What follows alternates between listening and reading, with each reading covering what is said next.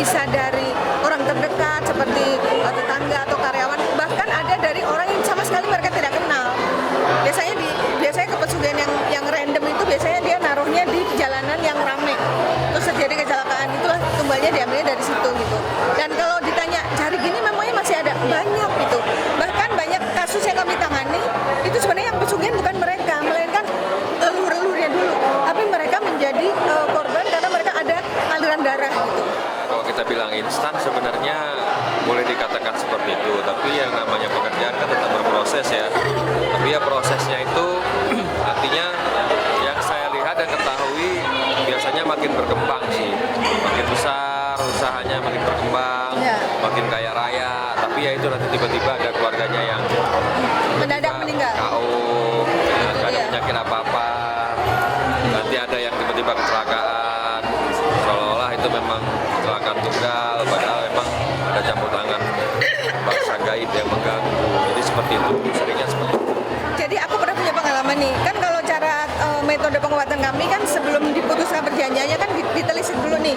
Jadi ada satu keluarga, ini keluarganya ini berkasus dengan kesehatannya, gantian gitu. Ntar kakaknya sakit masuk rumah sakit, urusannya dengan perut gitu, ada yang operasi sampai miom, sampai rahim, pokoknya habis itu kakaknya yang perempuan juga. Terus orang tuanya sakit masuk rumah sakit, pokoknya tentang nanti keluarganya sakit. Setelah dia telisik, ternyata ada perjanjian yang dilakukan oleh leluhurnya, bukan leluhur langsung ya, mungkin jalur keberapa gitu. Terus saya sebagai tim Panglima Langit, tugasku kan menginterogasi jin yang memang ditugaskan untuk membuat sakit. Saya tanya, loh, ini kan anak cucunya nggak tahu menang soal perjanjian itu, kenapa mereka jadi korban? Kata si makhluknya itu bilang gini, kalian tidak tahu dari mana darah dan daging kalian terbuat, kata dia. Kok bisa? Dulu nenek moyang kalian itu mereka dapat makan dari bantuan kami.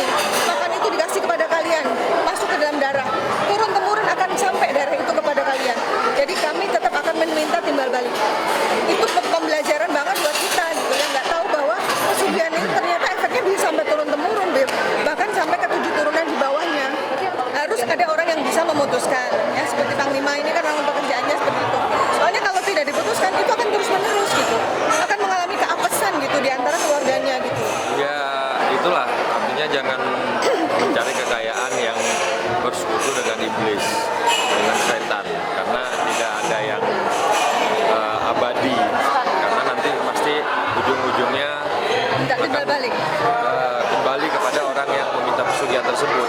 Jadi bangsa jin ini memberi sesuatu, mereka meminta sesuatu juga kepada yang dia berikan, tapi sebenarnya lebih parah lagi ya dari apa yang kita dapat.